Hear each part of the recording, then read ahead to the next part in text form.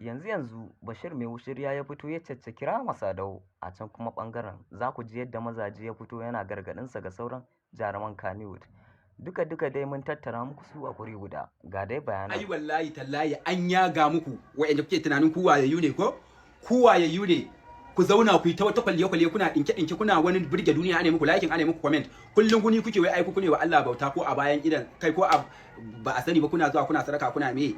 Hajiya Alhaji yarinya budurwa karama babba in kun ga dama ku zauna babu aure ku tabbata ku fi Fir'auna jahilci. Gashi nan dai karshen wayewa su waye dama kani din to gashi nan.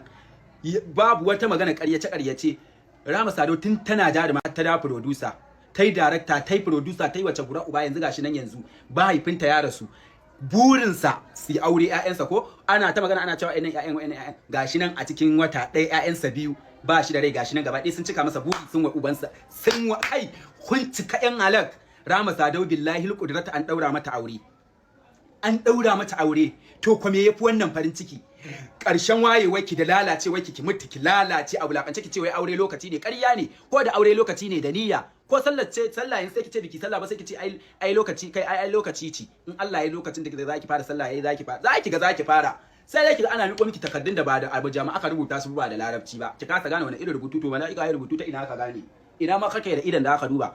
Rahama Sadau ta yi aure, ga Tima ce ko Aisha ce ko Tima ni sunan nasu bace min yake ita ma ta yi. Kai wato gaskiya wannan abun mamaki ne. A ce Rahama Sadau ta yi aure yau, lalle wanda ya cika abun mamaki. Mutane da yawa suna ta mamaki, to wannan ba abun mamaki bane. Dama mun sha faɗi muku cewa Rahama Sadau tana ɗaya da cikin jarumai masu addini. Ina son cewa wasu sa'in mutane suna ganin tana abubuwan da suke ganin kamar bai dace ba a wajen su. To amma mun san dama tana da addini, don wallahi Rahama Sadau dama mun san sallah ya wuce ta. Duk lokacin da sallah ya zo, to idan ku duba ta yi aure, kalubale gare ku sauran jarumai da kuke tunanin cewa wai in an muku magana aure ba abin da kuka bi tsana an muku magana aure. Kun da gani ko idan da kuka kake tunani Rahama Sadau ta fika ta fiki, idan kuɗi ke tunani Rahama Sadau ta fiki, a yanzu haka ma tana kan lokacin ta kuma ta yi aure. Ku me ku tsaya kuna jira? Allah ku faɗi min duk wanda ya ji daɗin auren nan ya rana ɗaya, wanda bai ji daɗi ba ya danna biyu.